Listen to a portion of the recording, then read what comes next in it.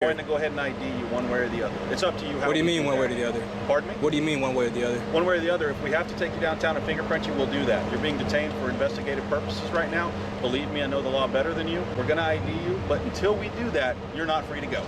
There you go. You're not being handcuffed. I know right you're used to this going one way based on the YouTube education you've gotten, but that's not how we do it, okay? We're going to do this according to our policy and according to law. It's a public area, sir. Okay, that's fine.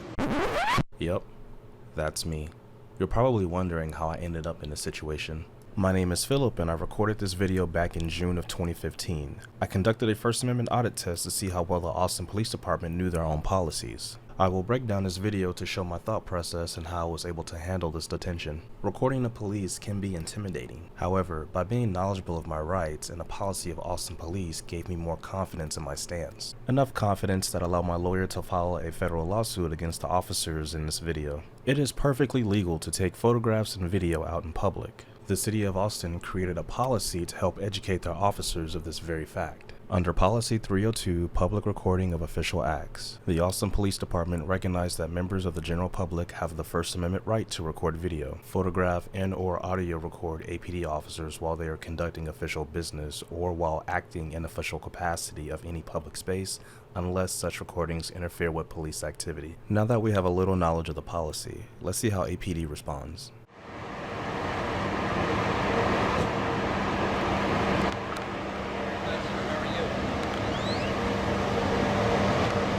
Sir, how are you? I'm Officer Tripp. I'm with Austin Police. This is Officer Smith. How's it going? What's going on today? Can you talk or you just don't want to talk? I make the collective decision not to talk here. Usually what follows after a nice greeting comes the interrogation. Remaining silent does two things here. One, we skip the formalities and dive right into the meat and potatoes. And two, it forces the APD officers to make a decision.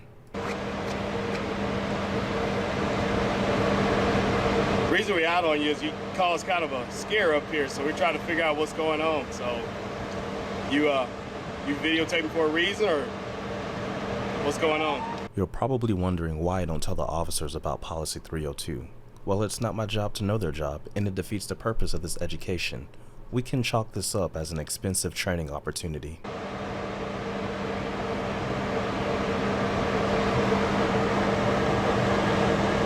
You don't want to talk to us at all, or you just want to videotape?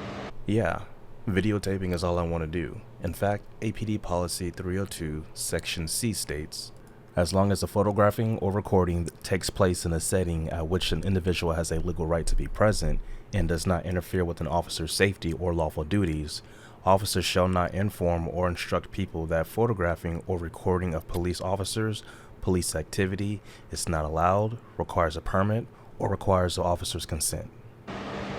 Videotaping us is fine. We're just trying to figure out what's going on.